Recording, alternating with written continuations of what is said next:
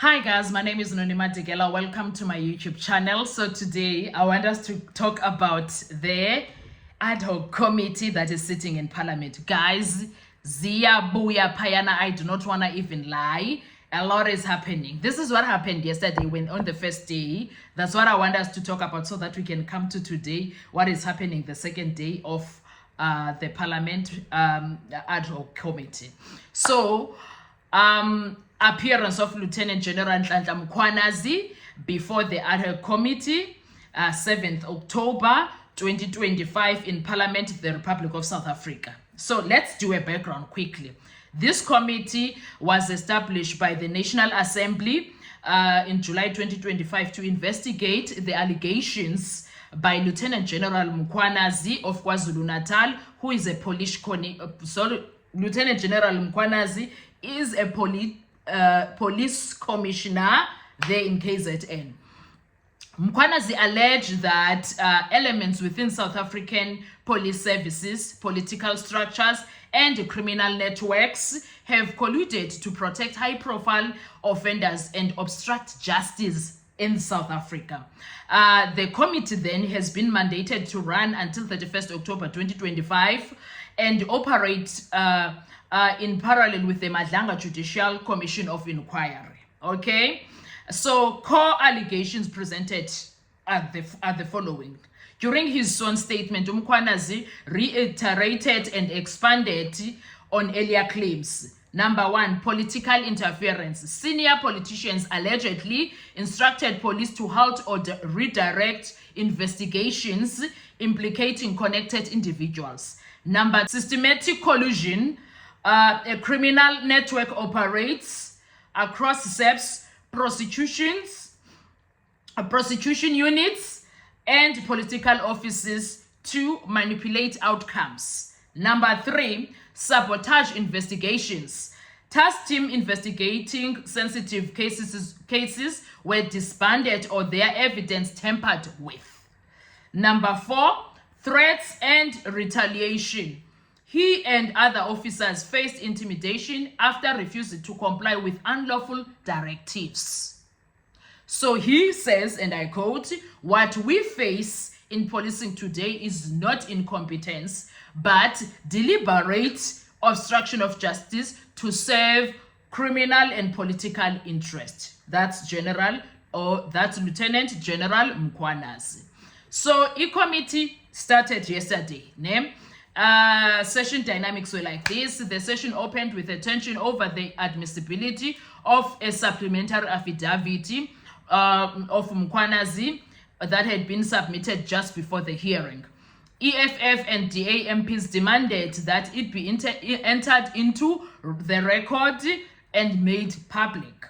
ANC members argued for confidentiality, citing sub-judice rules due to the ongoing Madlanga Commission. The chairperson Umolapi Lekhenyane called for a brief adjournment to rule on procedure. Duration, nearly 6 hours of testimony and cross-examination took place before the adjournment. That was what happened yesterday. Let's continue. So, supplementary affidavit controversy. The new affidavit is reported to name additional senior SEPS officials and a former deputy minister. Contain documentary evidence of alleged case interference and internal activities or directives, Number three, prompt requests for witness protection for certain officers mentioned. Its submission widened the inquiry scope beyond KwaZulu-Natal to national policing structures. Reactions from members was this. Upati, ANC, key position, urged caution, insisted Parliament must avoid prejudging matters before the Commission. EFF, DA, IFP, they said they called for transparency, public release of affidavits, and immediate suspension of implicated officials. Committee chair reaffirmed that Parliament's duty is oversight, not duplication of the judicial process, but stressed agency. Institutional and political implications. For SEPS signals deep command fractures and potential need for structural overhaul if claims proven to be true. For Parliament, a major test of legislative oversight, credibility, and interinstitutional cooperation. For the executive, increases pressure of the presidency to act decisively and align the Madlanga Commission's mandate with parliamentary's findings. For public trust, the case has reignited debate about accountability in law enforcement and governance. Next steps and outlook. Number 1, witnesses to be called: General Fanny Masemula, National Commissioner of Police; former Minister Senzo Mchunu; Lieutenant General Shadrack Sibia, Deputy National Commissioner. Okay. Number 2, committee report deadline is the 31st of October 2025. Number 3, possible outcomes: criminal or disciplinary referrals; parliamentary recommendations for systematic police reform. Number 3, strengthened whistleblower protection. Summary of significance of the entire situation. Mkhwanazi's testimony represents one of the most consequential moments in South African police oversight history. It exposes internal decay within the state law enforcement structures while challenging Parliament to reclaim accountability. Whether the committee can balance transparency, due process, and institutional integrity will determine the credibility of both Parliament and SAPS going forward. So that is what we are on to now when it comes to the ad hoc committee. Some of the few factors before I close this video, because I don't want it to be long. Yesterday, what I liked was Malema. Malema stood on the business of let's law and order, please, procedure, be on point with procedure, chair, please. He was chairing from his seat, and he knows procedures, he knows protocols. I liked what I saw yesterday. If you are going to look at Malema and judge him harshly because of his shouting and whatnot, yes, he is able to speak nice and whatnot, but I suppose he is a passionate speaker like me, because sometimes I get misquoted and get people angry at me because I said this, whereas I did not mean that. Maybe he suffers from that, but what has helped me as a person is that I got aware.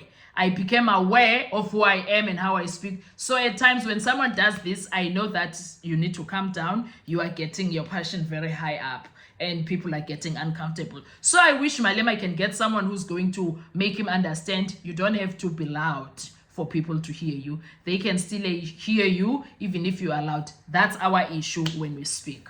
And the other thing that I enjoyed is that even though people were misunderstanding Malema, he stands on a business of doing things right. He impressed me a lot yesterday. And the last thing that I want to also engage on is that I like how proper and thorough General Mkhwanazi is. He is proper, he is thorough, he is saying what he said. Yesterday, for me, he was on a business of, you know what?